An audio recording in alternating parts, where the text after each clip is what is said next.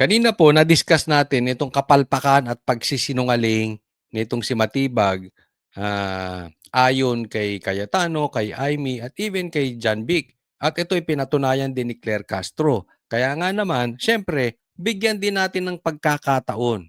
Ano ba talaga ang masasabi nitong si Director Matibag ng NBI? Pag-usapan po natin at sasagutin po natin lahat ng kanyang sinasabi. Ng sariling investigasyon, lumalabas po na siya ay parang volunteer kasama po ng mga ahente po. No? Ayan, so ano pinag-uusapan natin dito? May nahuli po kasi. Okay? Yung nahuli, yun po ang konteksto niyan, yan po ang pinag-uusapan. Hindi daw NBI, volunteer lang. Ah.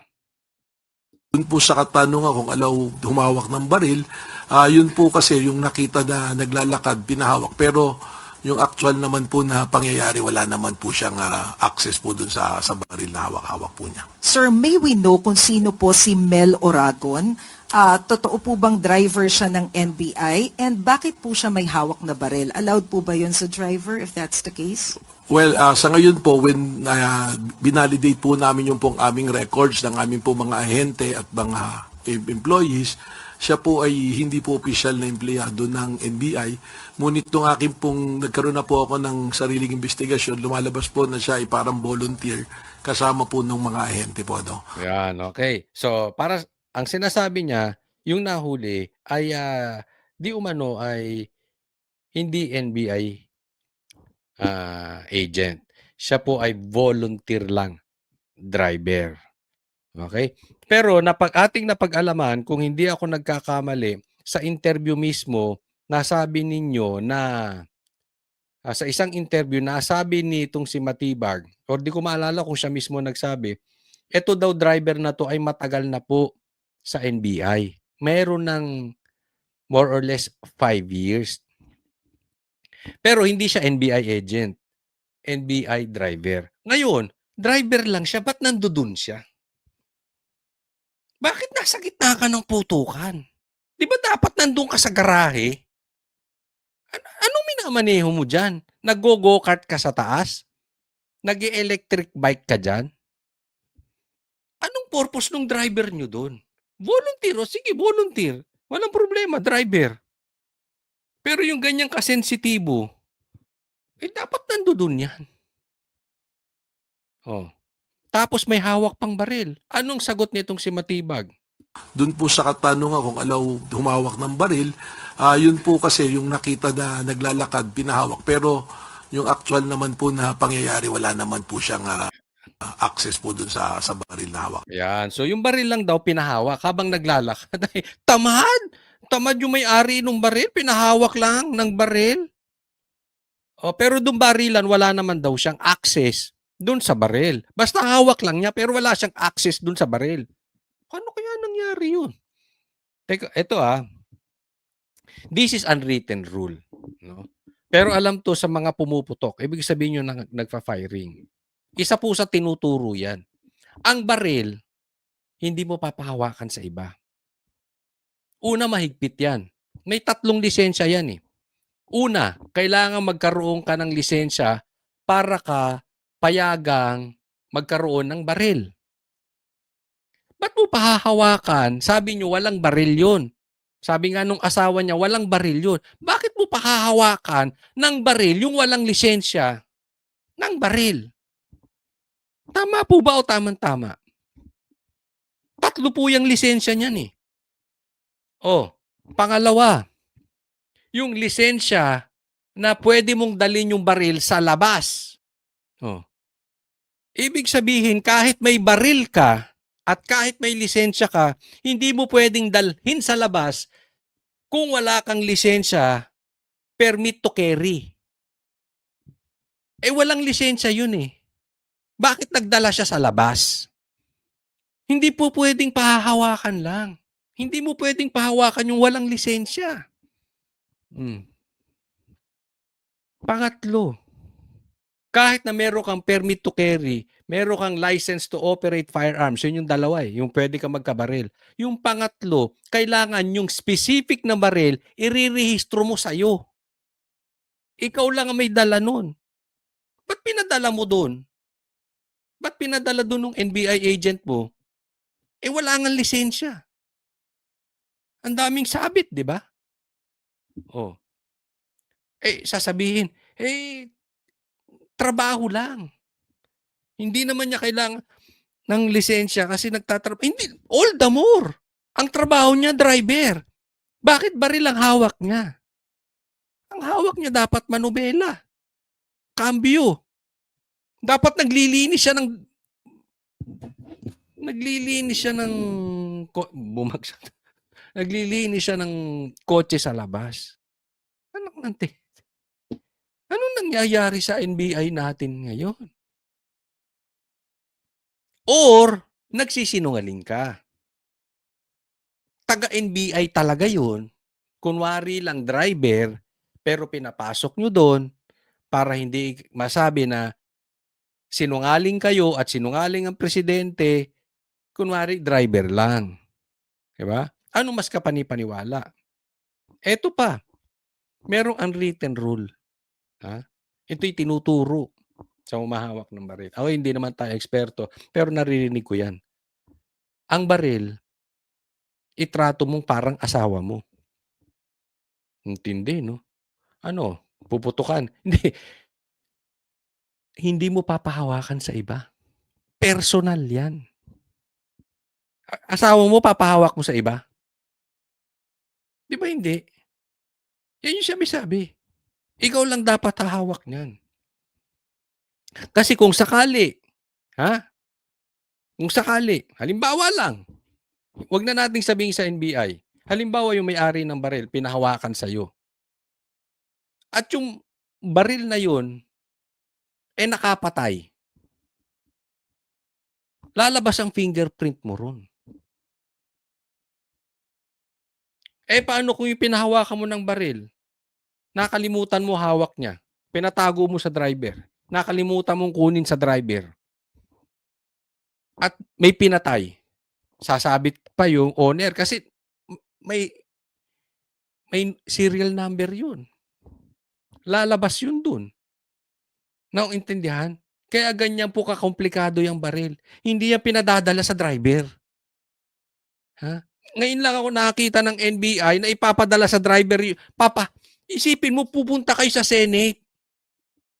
Dapat nga ang baril nakatago eh. Di ba? Alam na niyo yung lahat yan. Sige, pagpalagay natin. NBI agent nga eh. Yung driver. So dapat pag hawak niya yung baril nakatago, hindi pwedeng nakalabas yun. Tama po ba o tama-tama? Oo, pulis. Sige, labas nyo kung pulis. Sundalo, natural. Pero driver, hindi pwede. Kaya nga sabi ko masela niya, hindi po pwedeng pinahawakan lang. Ano yun? Ang bihira, Hawak po niya. So, sir, sorry pang huli na. Pero ang bait niya rito, ha? Kasi di ba nakikita niyo yung mga interview or yung mga reaction niya? Laging pikon, no? Pero I like the matibag now a lot better than before. Yung parang akala mo hype na hype parang nakasabu. Hindi ko sinasabing addict to Parang lang. Parang nakasabu yung parang hype na hype. Parang laging galit. Ito, parang sirap. Sino may ganun. Mas okay ito, mas okay. So kasama po siya nung mga As NBI a agents na driver po. nag-assist sa GSIS? As a driver po ng grupo po, yun po yung report sa akin ng mga NBI. But officially, he is not a member. Ayan, nawawala po tayo Hindi kaya itong driver nitong pinahawakan ng baril at nasangkot sa putukan. Pogi. Parang 'di ba? Hindi, seriously, parang yung driver ni Dilima, parang parang alam mo, mag-iingat kayo mga driver Pagka alam niyong inuutos sa inyo ay illegal na, huwag niyong gagawin. Paano kung nagkagustuhan yung congresswoman tsaka yung driver? Hindi ko na alam sa inyo, bahala kayo dyan. Frailties of a woman. Gano'n na lang ang sasabihin niyo, 'no? Pero, ah, pero ingat lang po sa mga drivers kasi meron yung nauutusan sila talaga ng hindi nila alam. So, hindi natin alam kung ito'y talagang nautusan lang at yung driver walang alam magawa, eh, kailangan manindigan na yung driver diyan. Pero kung talaga namang kunwari lang na driver yon pero talaga namang agent nila, parang ginawa lang sacrificial lamb, kasalanan mo yon, 'di ba? But did Kasi po sa mga operation po namin, just to educate po ang ating pong publiko, lahat Ay po, educate ang publiko. pag operations po kasi, meron po talaga mga tinatawag na force multipliers, yung mga volunteer po. Para po kasi sa kakulangan po ng tao, tsaka meron po din kami tinatawag na mga alpha or assets, yan po na rin yung mga ginagamit namin to solicit intelligence report po para sa aming mga operations po. Kaya merong force volunteers 'no, parang, naunawaan ko naman kasi kakulangan ng, puwersa dahil nga naman medyo mahirap tayong bansa 'no. Pero hindi dapat volunteer yung ipapadala niyo ro'n. Kita niyo nagkaloko-loko, 'di ba? Hmm. Hindi, ano, ang SELA niyan Senado po 'yan, 'no? Ako'y nagtataka nga lang, 'no, ah, sa dami-dami nilang agents, bakit ba't yung driver ang pinadala, 'di ba? Unless nagsisinungaling na naman itong si Matibag, 'no? Pero ano, medyo kaduda-duda talaga. Pero okay for discussion purposes, pagpalagay nating driver naman talaga. Okay, example lang, still, it's under your watch, still under your leadership, and all the more, driver lang. Bakit hinayaan ro'n, 'di ba? So, naku talaga naman 'no, ay naku. Next po tayo.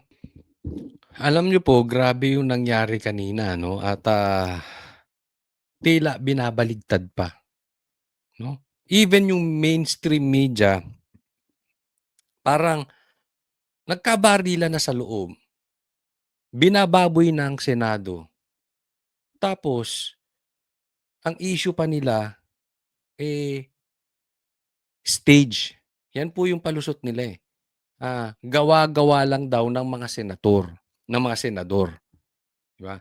Ka ah, kasa ano, ah, ah, drama in short, 'di ba?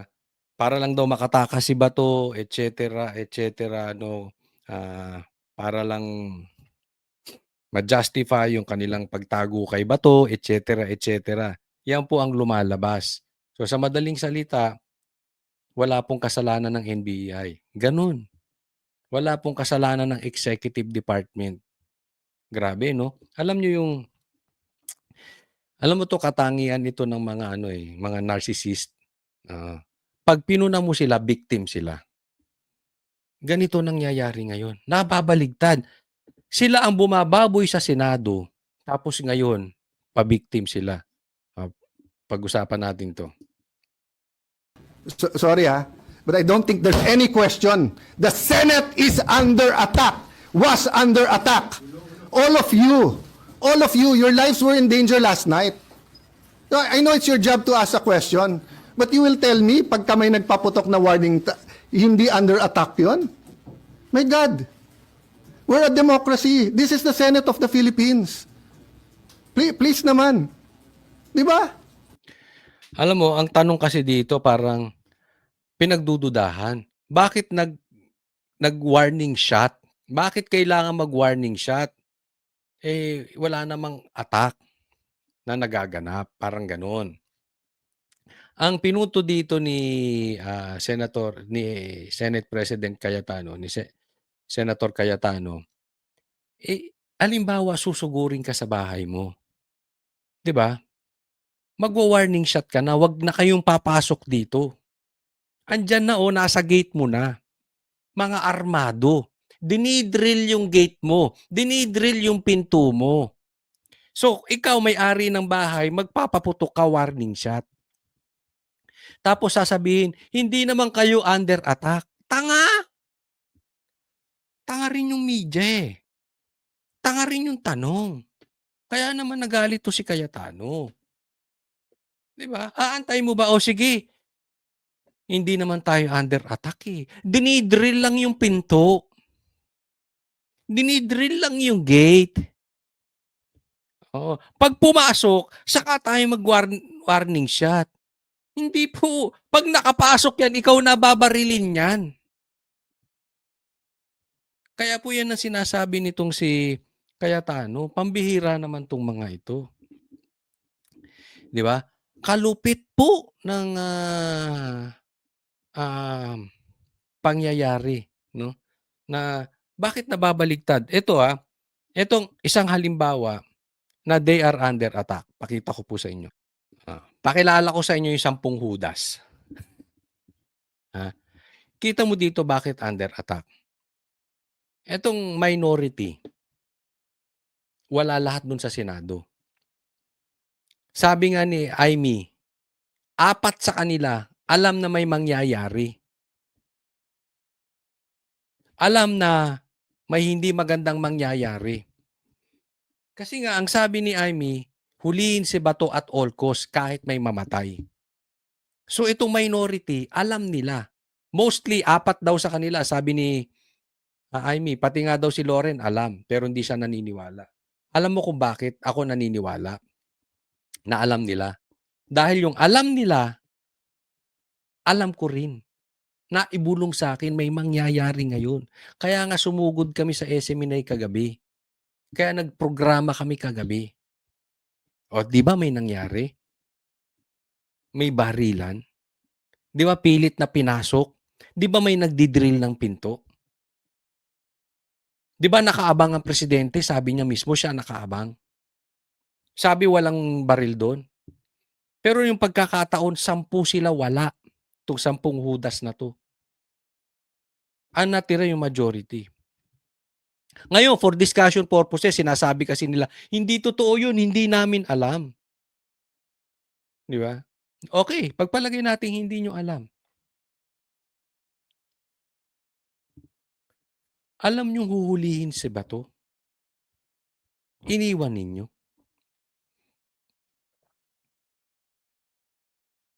Wala man lang isa sa minority ang naiwan doon. O sige, Bato, sasamahan kita. Halimbawa, hindi nyo lang alam. Di ba parang katraidor yan na nagkataon lang? 10 kayo wala at yung naiwan majority? Kasi imposible eh. Ang talagang may concern kay Bato, yung naiwan. Kasi alam nilang may susugod. Itong mga to, wala silang pake. Traidor in short, who does? Di ba may nangyari? So whether alam nila or hindi, dapat meron man lang isa sa kanila concern nag-i-stay. Di ba? Porket hindi nyo kasamahan na nasa majority, wala na kayong pake. Tantahan nyo itong pangalan nitong mga to. Okay na yan si Lito Lapid, wala naman talagang pakialam yan eh. Pero yung mga matatapang dyan, yung tulpo, matatapang yan eh. Tingnan nyo hindi lang po kami nagsasabi nun. Pati si John Vic, pakinggan po ninyo.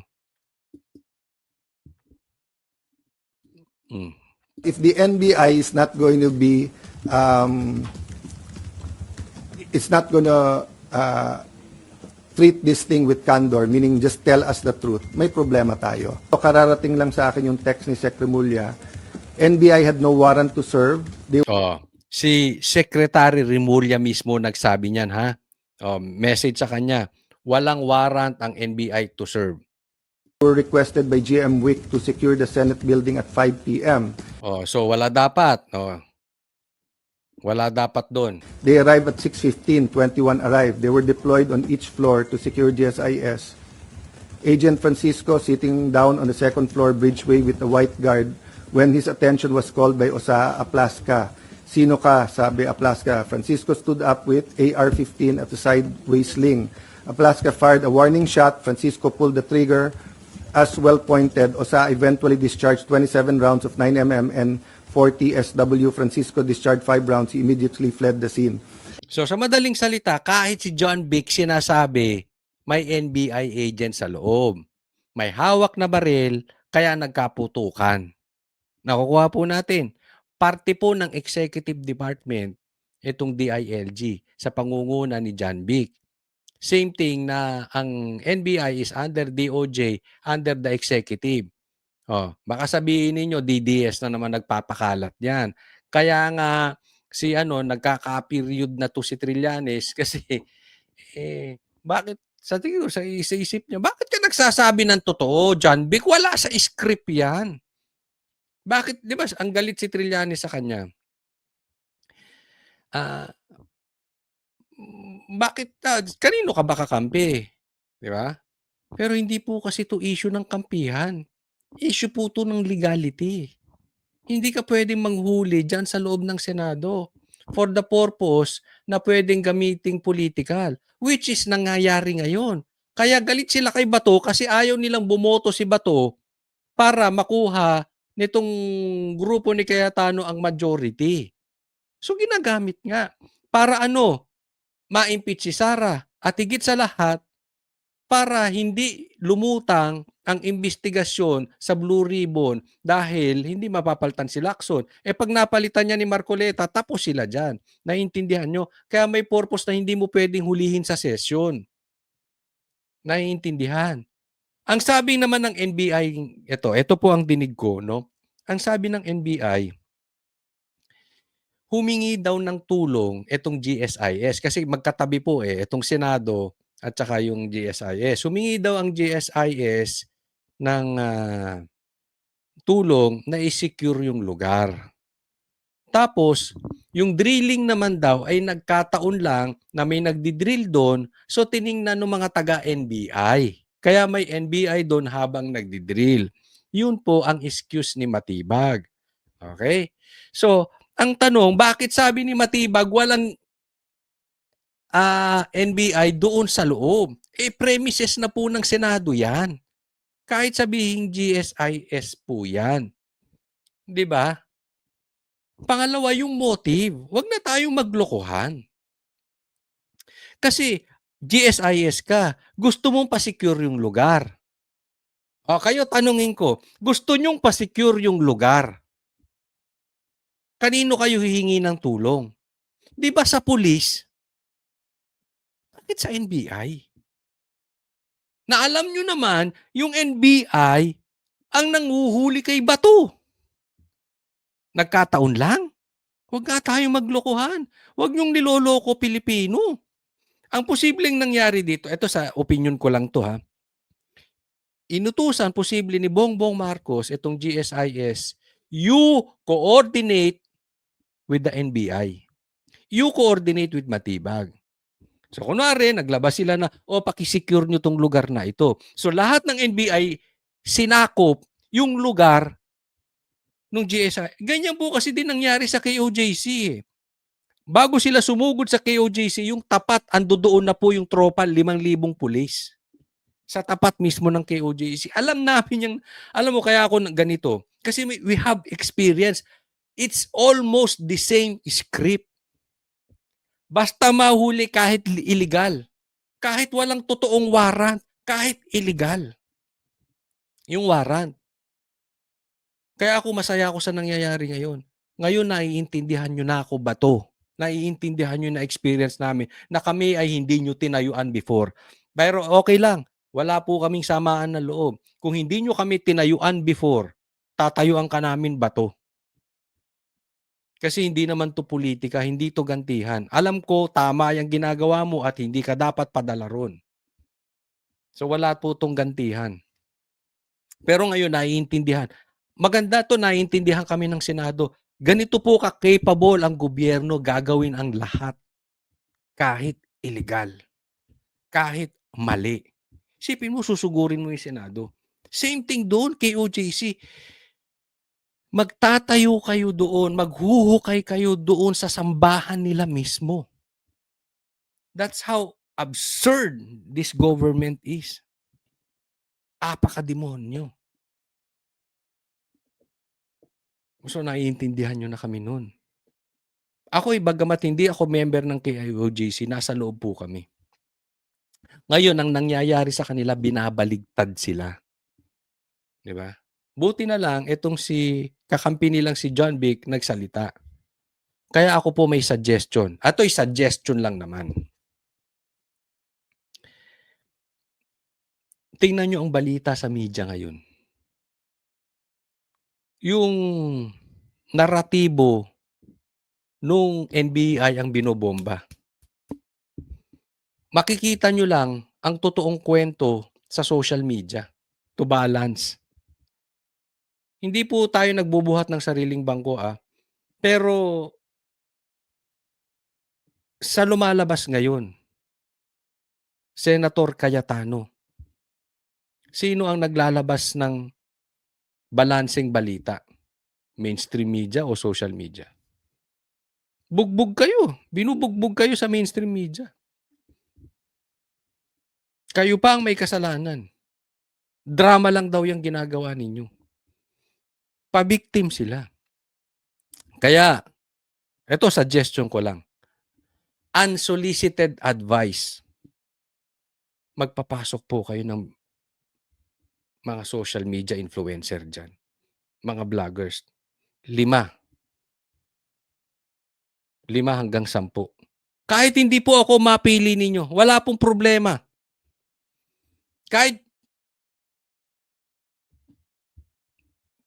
Kahit wala po sa grupo namin.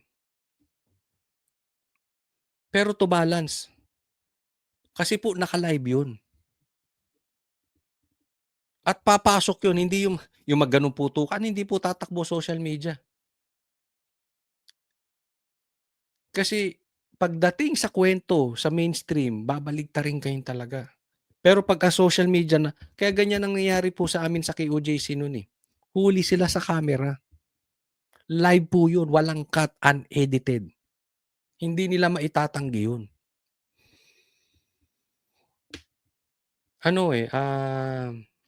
Equalizer po ang social media. So, Sir, pwede kami humingi ng copy. read out para ano, okay. So, yun lang muna so far kasi yun palang binigay niyo sa akin. But let me emphasize this, ha. NBI continually told us na wala silang dinideploy sa Senate. Completely. I think pati sa higher ups nila, yun ang sinabi nila. I haven't had the time to watch the news or to compare who said what, no. So kayo na ang mag-compare who is saying what, di ba? But time after time, in fact, Senator Loren got a text when we were having the caucus na sabi ni NBI Director, hindi daw niya sinabi na pinayagan sila ni Senator Soto. All the senators na kasama ko doon, napakarami, all said he didn't only say it once, he said it 3 times. So, we can get to the truth if people tell the truth. Diba? But if the NBI is not going to be, it's not going to treat this thing with candor, meaning just tell us the truth, may problema tayo. Malaki po talaga problema natin ako, hindi naman ako naniniwalang buong NBI. Pero may problema po talaga tayo kay Matibag. Kasi siya leader niyan eh. Diba? So, again, baka wala namang magawa yung ibang agents, no? Pero, isa pong solusyon dyan eh. Dapat talaga, kung hindi kasabwat ang presidente sa kapalpakang nangyari kahapon, dapat palitan si Matibag. Otherwise, hindi niya mapalitan at hindi siya gagalaw, kasalanan talaga ito ni Bongbong Marcos. But I can tell you, I have faith in the PNP and the DILG. They gave me their word No? And for some, their word is not important, but I do believe kay General Nartates, Chief PNP, and kay Sec Remulla, nung sinabi nilang lalabas ang totoo dito, I believe in the word that they've given. No?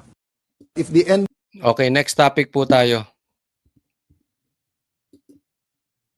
Ito po, pag-usapan po natin na talaga namang ang laki na po ng problema sa Senado. Ang laki pa ng problema natin dito sa taas ng bilihin, sa pagtaas ng gasolina, sa pagtaas ng dolyar, sa pagbagsak ng ekonomiya, sa pag-alis ng mga investors natin. Even the stocks ay talaga namang iniiwan na itong ating stocks. No? So, bumabagsak na rin po. Bagsak po ang real estate, bagsak po ang negosyo, ang dami pong nawawalan ng trabaho. Ganyan po katindi ang problema natin sa ekonomiya, gano'n na rin po sa peace and order. Ultimo sa Senado, nagkagulo. May gulo na sa Senado, ito pa ang inaatupag nila. O, tingnan po ninyo. Peter Shram Cayetano. Hindi pa man umiinit ang upuan ni Senate President Alan Peter Cayetano mula nang mailuklok siya noong Lunes. Isa na namang kudeta ang umuugong sa Senado. Habang kausap ang media kanina, inilahad ni Cayetano na gumagalaw umano ang minorya para sa isa na namang pagpapalit ng liderato. medyo busy sila ngayon na trinatry kausapin yung mga miyembro namin na sumali ulit sa kanila. Ang tindi, no? So, gusto talaga nilang mabawi yung majority. Ha? Malipat ulit kay Tito Soto at kay Lacson ang pangunguna ng Blue Ribbon kasi talaga pong tatagilid po sila. Pag napalipat po ang Blue Ribbon kay Marcoleta at sa pangunguna, ito hindi ko po pinopromote si Alan Peter Cayetano pero ay salute. Ang ganda po. Ang ganda po ng performance nito siya. Very professional. Hindi siya biased. Doon lang siya sa batas. Tapos kita mo na transparent siya sa media. And at the same time, very visible. Hindi yung nawawala, nawawala, susulpot, tapos yung mga investigasyon ay hindi ginagawa. Ito si Cayetano, kita mo, ginagawa. Even the impeachment, tutuluyan agad-agad. So, ang ganda ng performance ni Cayetano. Tapos isipin nyo, gusto na namang palitan. No? If I'm not mistaken, kaya po napalitan si Chis Escudero at napunta kay Tito Soto kasi lumipat. If I'm not mistaken, yung 2 bilyar, kasi nga natakot, binakbakan yung kanilang negosyo . Tapos, yung kapatid niya mismo, si Pia Cayetano. Sino pa ba? Hindi ko na maalala yung iba. Hindi ko alam kung si Jinggoy ba lumipat? Parang hindi ata no? But anyway, sana itong sila Villar at ito si Pia, siguro si Pia hindi na to lilipat dahil nakita niya talaga ang kalokohan sa kabila, no? And syempre, of course, kapatid din to ni Senator Alan, no? Pero ang medyo critical dito, itong sila Villar. Ayon kay Cayetano, may mga miyembro raw silang tinatakot pa, bagamat hindi naman niya tinukoy kung sino-sino. May invitations to talk, may pananakot, but dati na silang takot . Ayun. So, may tinatakot. Alam nyo, kaya ito asahan ninyo. Suportahan po natin itong mga senador. Sigurado to sasampahan ng kaso si Chis, si Jinggoy, si Villanueva, at saka yung 2 Villar. Diyan pa lang 5 na yan. So pag nakuha nitong 10 hudas, yung 5 na yan, balik Blue Ribbon, si Lacson, wala na namang mangyayari sa investigasyon ng Ghost Projects. Balik Senate President na naman si Tito Soto. So magiging comedy bar na naman ang Senate. So, protektahan po natin itong mga senador kasi tinatakot sila. At yan po ang dinig ko.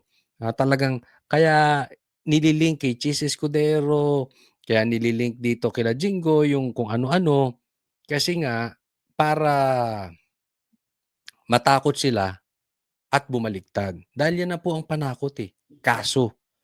Okay? So, hindi po dahil sa kakampihan natin 'tong mga 'to, pero alam naman na po natin, natuto na tayo. This is not the first time na style talaga nila yan. Tatakutin ka. Oh, at totoo yung sinasabi ni Cayetano, I agree with him completely 1,000%. Ginagawa ng gobyerno, ginawa sa aming banateros yan. Tatakutin ka. Pag natakot ka, wala na. Di ba? So, asahan nyo to. Asahan nyo tong 5 to. Next week, pag hindi nakuha nila Tito Soto ulit ang mayorya, asahan nyo yung 5. Kakasuhan yan. Oh, as early as now, sinasabihan ko sa inyo. Sinasabihan ko kayo. Para meron tayong proof. Katunayan na talagang takutan. Hindi lang nagkataon. Yan na naman sila eh. Hindi po nagkataon yan. Talagang takutan ng usapan dito. Takot eh. Inaasahan na raw ito ni Cayetano pero anya hindi pa sila nagpupulong ng kanilang mga miyembro tungkol rito.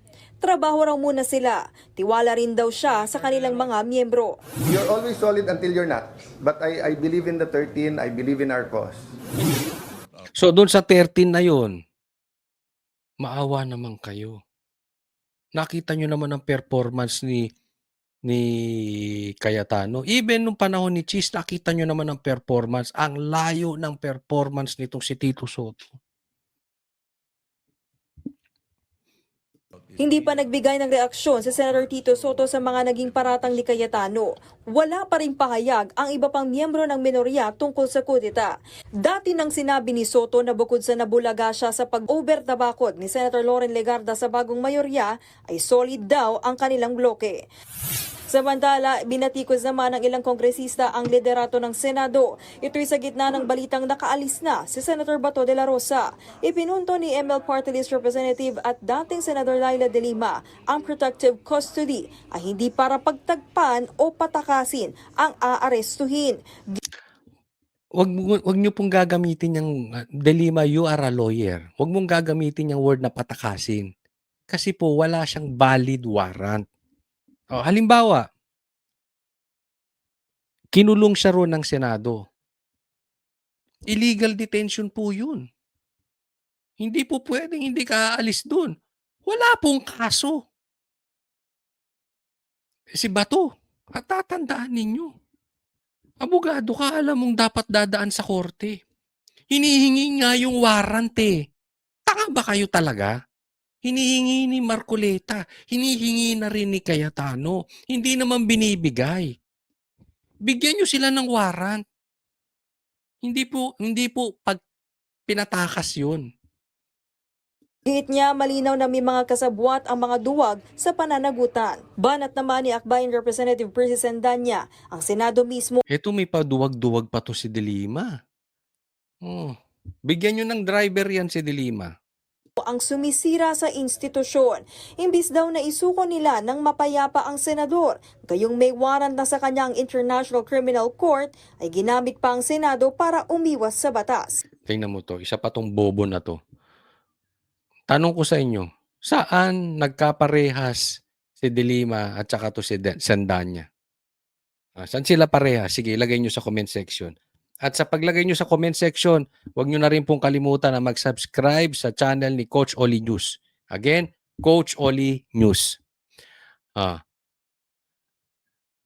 Nagkakagulo na po sa Senado. Binababoy na ang Senado. Nagbabaril. Saan ka nakakita ng barilan sa Senado? Only in the regime of Bongbong Marcos. Only doon sa regime o sa leadership ni Matibag sa NBI. Diba? Kaya nga sinasabi ko sa inyo kanina, nakakapagtaka. Ba't ang GSIS gustong proteksyonan yung kanilang lugar sa NBI humingi ng tulong? Dapat sa pulis. At bakit NBI ang manghuhuli kay Bato? At bakit ang may hawak ng warrant of arrest si Trillanes? Di ba ang daming Ang daming questionable, ang daming illegal na nangyayari. Bakit hindi nyo pahuli sa pulis? Bakit sa NBI? Bakit hindi sa sundalo? NBI ang manghuhuli. Bakit si Trillanes ang magdadala? Ba't hindi si Matibag? Nasa kotse lang daw niya yung warrant of arrest. Nakikita nyo? Ang daming problema. Tapos ang sinisilip nito, yung pagtago kay Bato. Hindi po tinatago si Bato ng Senado. Hindi po tumatakas si Bato. Wala po siyang legal na warrant. Nagbabalita mula sa Frontline. Kaya ito ang sagot ni Bato, ha? Alam niyo kung bakit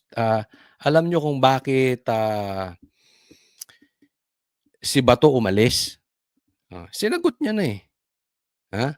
At tinanong din to ng reporter, bakit siya umalis? Ito sagot ni Bato. Ba't po kayo umalis ng plenary? Ba't po kayo umalis ng plenary? Ba't po kayo umalis ng plenary?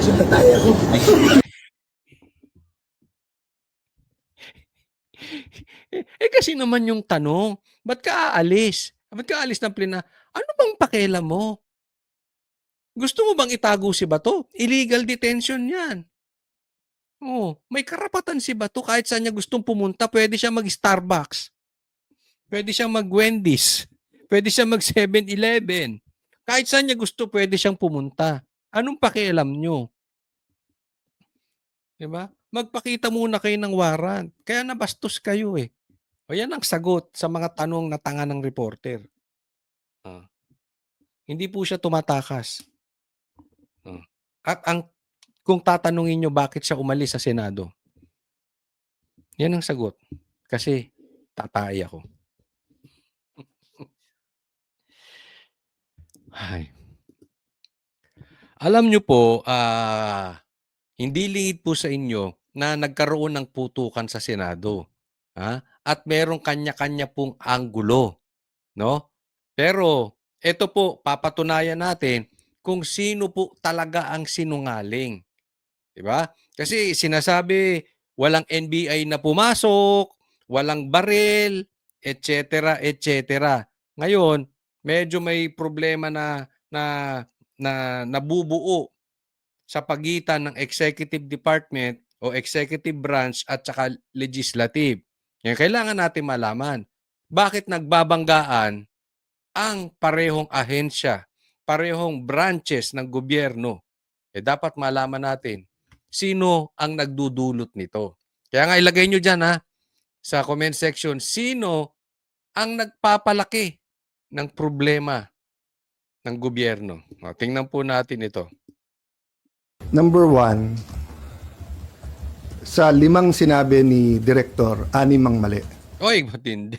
Sinong direktor? Si Batibag. Titingnan natin Pero, yan ba ay lehitimo? Unang tanong. Pangalawa ba, importante ba yan? Kasi baka naman nagkamali lang ng 1+1 si Matibag o 2+2 o parang si Bongbong at saka si Anticler, nagkamali lang. Ang sabi, na aresto, yung pala hinuli lang. Magkaiba daw yon. Pero ito, tingnan po natin sa 5 sinabi ni Matibag, 6 ang mali. Una, Okay? Sinabi niyang ibibigay niya warrant, sabi niya ibibigay niya yung report, sabi niya papakita niya na hindi sila yung gumulpe, sinabi niya na hindi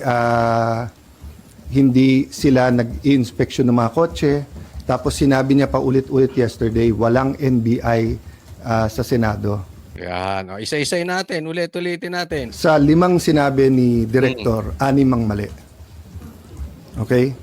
Sinabi niyang ibibigay niya warrant. Yan. Okay. Dito hinto tayo. Ito ang pinakamalaking problema. Yung warrant. Okay? Kasi po kung walang warrant, walang karapatan ang NBI pumunta dyan. Nakukuha po natin. Ngayon, kung ang warrant ay galing sa ICI, dapat dumaan pa rin sa Korte ng Pilipinas. Ito po, challenge ko sa inyo. Kung kayo pulahan, dilawan, pinklawan, kung ano-ano pa. Itanong nyo po doon sa abogadong hindi bias. Kung kayo po ay nag-iisip, alam po natin lahat ng bagay, lahat po ng desisyon, lalong-lalo na sa pag-aaresto, kailangan dumaan sa korte ng Pilipinas. At ako naniniwala, yung mga lawyers na kahit kampi sa kabila, alam nila, ginagawa lang nila yan for political reason or for maleta reason. Pero alam nila, mali po yun. Dapat dadaan sa korte ng Pilipinas. All the more kung wala talagang warrant. Ito po ang narinig natin. Ha? Meron po tayong nakausap. At di umano, yung pinapakita ni Trillanes na warrant, peke. Kaya nga naman, iniimbestigahan yan. Kita nyo nung nagtataas siya ng papel, pababa-baba. Kung ikaw matapang, nakaganyan yan habang nagsasalita ka. Ipapakita mo sa media, siya pataas, baba, pataas, baba, pataas. Ilang beses sinabi nung reporter, pakita, para masama ang loob. Iba po ang numero. Nung warrant, nung kay PRRD, iba yung nakalagay doon sa dating warrant. So sa madaling salita, iniimbestigahan na po yan at peke. Di umano. Kaya nga kakasuhan yan si Trillanes. Antay-antayan din po natin. Ha? Malaki po ang magiging problema nito. Kaya nga atat na si Trillanes dahil alam niya marami siyang illegal na ginawa. Okay, balikan po natin yung warrant. Wala silang karapatan lahat dyan pumunta kung wala yung warrant. Kaya nga naman, nakakapagtaka, di ba? Sinabi ni Matibag, ibibigay niya yung warrant. Until now, wala pa rin yung warrant. Biyernes na po, wala pa rin yung warrant.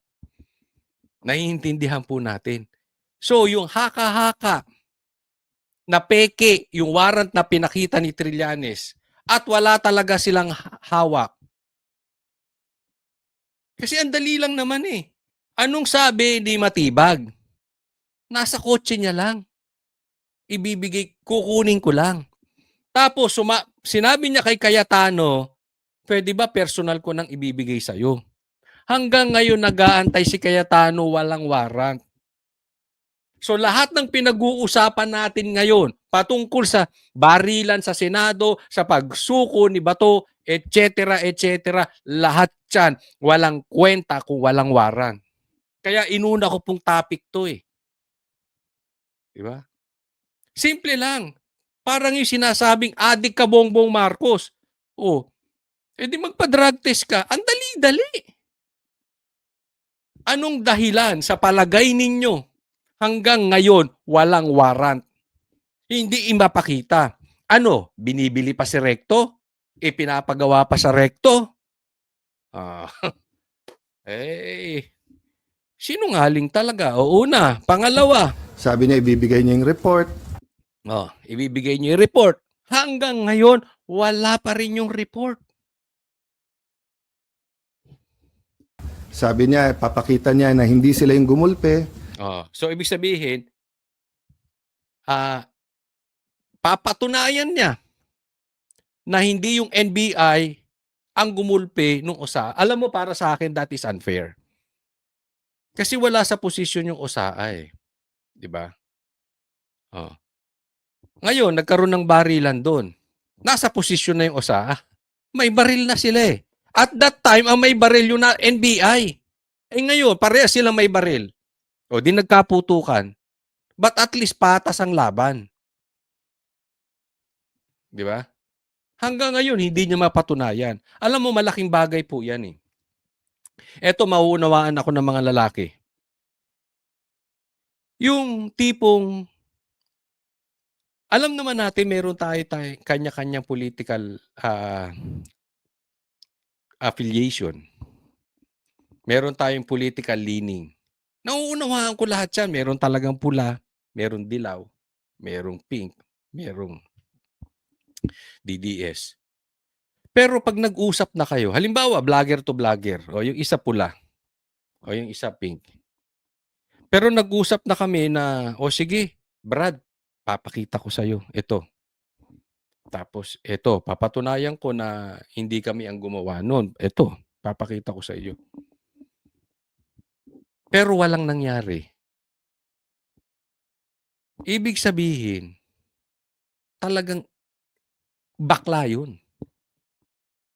Hindi, di ba pag-usapang lalaki, pag may usapang lalaki na kayo, halimbawa, leader sa leader, nag-uusap, NBI director tsaka Senate President, matinong usapan na yan eh. That is beyond political colors. That is beyond political position. Usapang lalaki na rin yan eh. Be a gentleman. Tatandaan po natin, napaka-importante ng credibility. Pag wala kanyang credibility, nako. Kaya nga naman, ang datingan dito, parang bakla ito si ano. Hindi ko sinasabing bakla, alam kong tunay na lalaki yan. Pero yung dating niyang ganyan, alam nyo, may narinig ako na marami siyang ginagawang kapalpakan. Mamaya po ikukwento ko, ha? Sinabi niya na hindi sila nag-i-inspection ng mga kotse. O yan, kitang-kita naman. Hindi sila nag-i-inspection ng kotse. Nakukunan ng media. I mean, napakasiga nung NBI. Ito pag sinabi kong NBI, ako marami akong alam na matitinong NBI. Okay. Matino sila at maraming naikikwento sa akin, matitino yan. Kaya lang, nagkagulo-gulo sa pamumuno nitong si Matibag. Kaya nga naman, dapat kayong mga NBI din, lalo na yung mga matatagal na dyan, dapat naman siguro gumawa kayo ng hakbang. Dahil nasisira yung ahensya nyo eh. Sipin mo, pupunta ka dyan. Pupunta ka dyan, tapos i-inspectionin mo lahat ng palabas. Tapos itatanggi mo. Yung gagawa ka ng kalokohan, tapos itatanggi mo. Asan ang tapang mo? Asan ang tapang mo doon? Diba? Kitang-kita. Nakuha na ng media. Tapos sinabi niya pa ulit-ulit yesterday, walang NBI sa Senado. Yun, ang pinakamalaking problema. Sinabi niya walang NBI sa Senado. Mamaya papatunayan ko sa inyo. Sinungaling tong si Matibag. PNP na mismo nagsabi. So ang problema, the director seems to be lying to someone. Is he lying to the palace? Is he lying to me? Is he lying to us? Is he lying to ano? So ayusin niya muna sarili niya. Di ba? They're under investigation also eh. So, ilabas niya muna lahat ng facts bago kami mag-usap. Yan yung sinasabi ko, PNP na mismo nagsabi. At ultimo si John Vic sinabi, may NBI sa loob. Hindi po fake news yan. Claire Castro. Hindi po fake news yan, Matibag. Kaparte nyo, galing sa executive department kay John Vic, may pumasok. Diba? Kaya nga ang gulo-gulo na itong si Matibag hindi lalaki kausap. Ito pa, pakita ko sa inyo. Ito, papatunayan ko sa inyo na talaga namang napakagulong kausap niyan si Matibag at napakasinungaling. Dapat to, tinuturuan na ng leksyon ng gobyerno natin.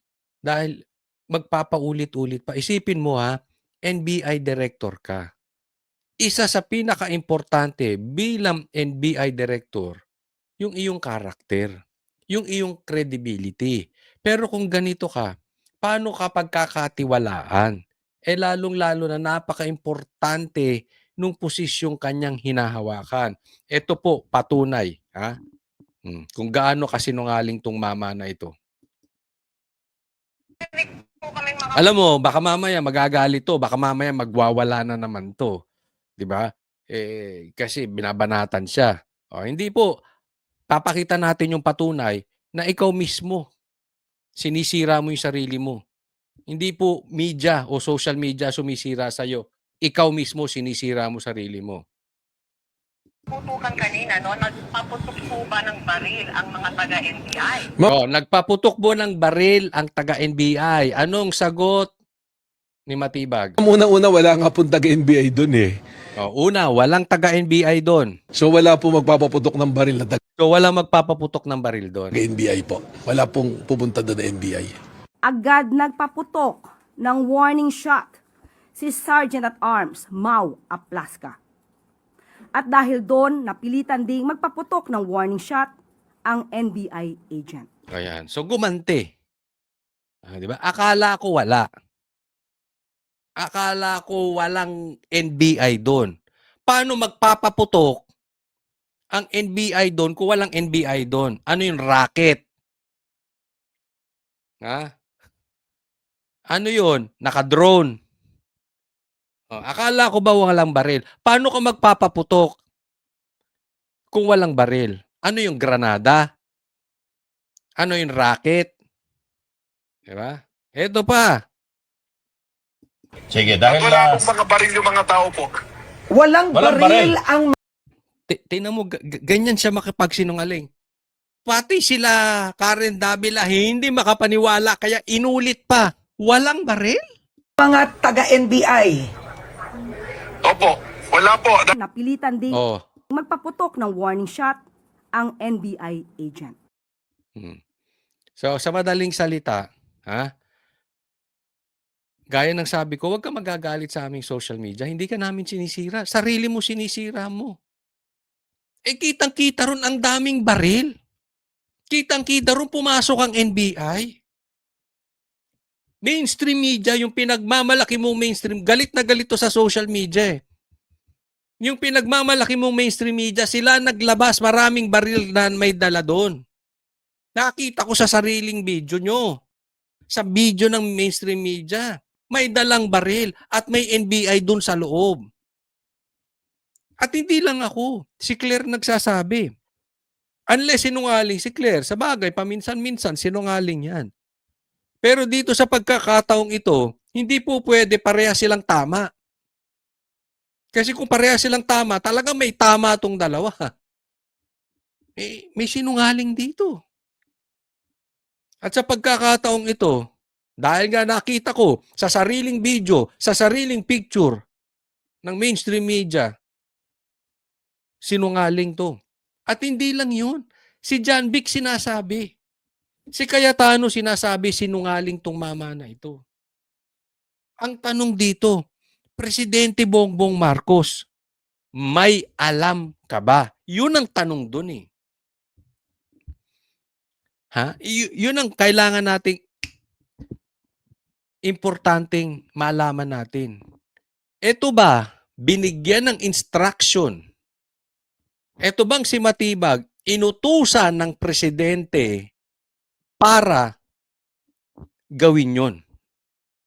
Kasi, saan kumukuha ng lakas ng muka, lakas ng loob, kapal ng muka, itong si Matibag, kung hindi pa siguro sa presidente?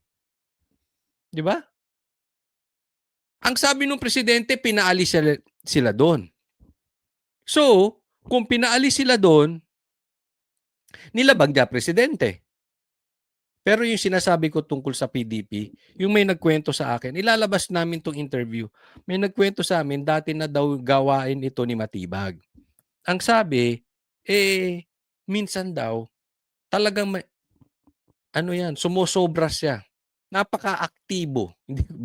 Hindi ko alam bakit aktibo. Hindi naman siguro gumagamit to ng droga. No? Pero napaka-aktibo to the point na meron na siyang ginagawa nang hindi naman instructed. Wala sa plano. Ibig sabihin, para maintindihan ninyo, sa salitang bida-bida. Si Jollibee ito. Bida ang sarap. Pabida. Or bida-bida. Yun lang po ang sabi sa akin. Hindi ko naman alam ang totoo kasi hindi naman ako parte ng PDP. Diba? Hindi naman ako politiko. No? So yun lang ang sabi. Ha? Bagamat tayo sumusuporta sa Duterte, hindi naman tayo member ng PDP, no? Ang nagsabi noon member mismo ng PDP. So, dalawa lang po 'yan. Okay? Dalawa lang po. Either ang instruction nito kaya ganito kakapalang muka kay Bongbong Marcos. Tapos dahil pumalpak siya, hindi niya nakamit yung ginawa ni Torre. He is a failure. 'Di ba? Nagda-damage control sila. Or talagang walang inutos si Bongbong Marcos at umepal lang 'to. Nagbida-bida. Kaya nga naman, ito ang dapat mangyari. Tingnan po ninyo. Ito po, sumulat po si Amy Marcos dito sa kanyang kapatid. Lalakihan ko lang ha. Saglit. Kasi hindi ko mabasa rin eh. Sumulat siya sa kanyang kapatid at ito ang nilagay niya rito. His Excellency. So sulat ni Amy mismo sa kapatid niyang si Bongbong Marcos. His Excellency Ferdinand Romualdez Marcos. Shortcutin na natin. I respectfully write to express serious concern over the alleged siege and firing of shots by National Bureau of Investigation agents within the Senate premises on May 13, 2026. The incident caused public alarm and raised grave question on the security of the Senate and the accountability of law enforcement officers involved. In view of the seriousness of these allegations and without prejudging the outcome of any investigation, I respectfully urge that the following official be temporarily relieved from their duties pending the completion of a full, impartial, and independent inquiry. Sa madaling salita, number 1, pinapapahinga muna ni Amy si Melvin Matibag. At 3 po sila, hindi ko nababanggitin yung iba. No, basahin nyo na lang po. Pinapatanggal o pinagpapahinga o pinasususpinde ni Amy Marcos etong si kay Bongbong Marcos itong si Matibag. Una, dahil sa bulilyasong nangyari, whether aminin man ni Matibag or hindi, he failed. He failed big time. Whether alam niya o hindi niya alam, or whether hindi niya talaga kasalanan at sumugod lang yung mga NBI agents dyan, or hindi, sa kahit ano pa mang rason, kung merong delikadesa at merong pagkalalaki, si Matibag magre-resign na siya. Kasi nga, si Cayetano sinabi, sa 5 sinabi ni Matibag, 6 ang mali. Doon pa lang, dapat nagre-resign na siya. He is a failure. He failed big time. Ako hindi sang-ayon sa ginawa ni Torre. No? Maling-mali, that is criminal dahil that is extrajudicial, that is kidnapping, extra rendition yan.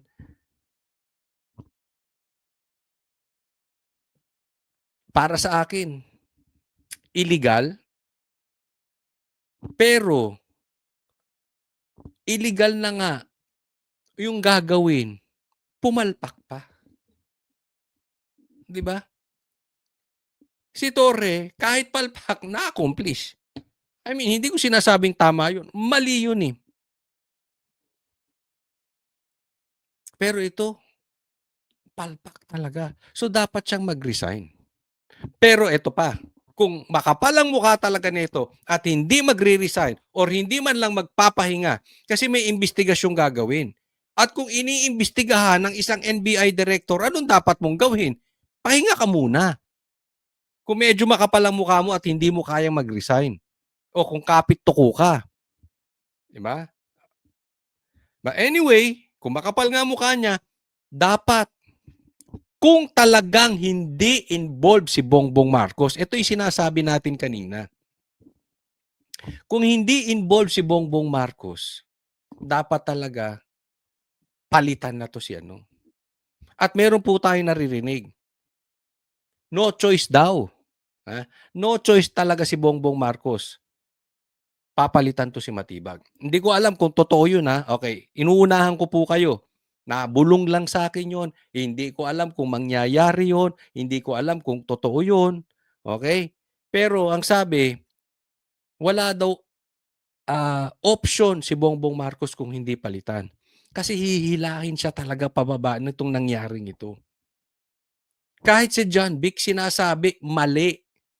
Mali si Matibag. May NBI dun. Wala pong lusot. So halimbawa, totoo na hindi kasabwat si Bongbong Marcos.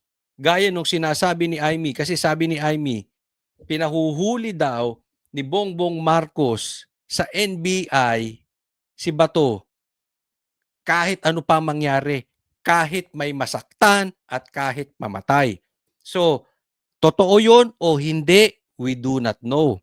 Pero dahil sa kalaki ng kapalpakan ni Matibag at hindi siya tinanggal, ibig sabihin, utos talaga yun ni Bongbong na pumalpak lang si Matibag kaya hindi niya kayang tanggalin. Kasi isipin mo, ikaw presidente, o halimbawa na lang si Duterte yun, at hindi niya talaga inutusan si Matibag. Sabi niya, umalis ka na dyan. Tapos nandiyan pa rin kayo. Sabi ni, walang dalang baril yung mga yan. Tapos nagdala kayo ng baril. Anong gagawin sa tingin ninyo ni Duterte? Di ba tatanggalin yan? Mabilis pa sa alas 4. Pambihira kayo. Tanga ba kayo? Baka pinagsasampal, pinagsasampal ni PRRD yan. Sinabi ko nang lumayas kayo dyan, ba't nandiyan pa rin kayo? Di ba ganun kasimple? Ando dun pa rin. So, in short, pag talagang walang kinalaman si Bongbong Marcos, dapat palitan si Matibag. Otherwise, kaya takot siyang tanggalin kasi siya nag-utos. Paano mo naman tatanggalin ng isang tao kung ikaw ang mismo nag-utos, di ba? So antay-antayin natin. Pero tama itong ginawa ni Aimee. Nagsumulat na siya. Antayin natin kung ano ang gagawin ng kanyang kapatid na si Bongbong Marcos. Maraming salamat po. Huwag pong kakalimutan. Tayo po ay maglalambing muli. Sana po ay patuloy nyo masubaybayan ang vlog ni Coach Oli at huwag po kayong magsasawa na manood dito sa vlog ni Coach Oli. Sana po lambing-lambing na rin i-like nyo po itong vlog ko. Yung mga videos ko po, i-like nyo po. And sana po doon sa mga hindi pa po subscriber ng channel na Coach Oli News, subscribe po kayo. Maraming salamat po. God bless everyone.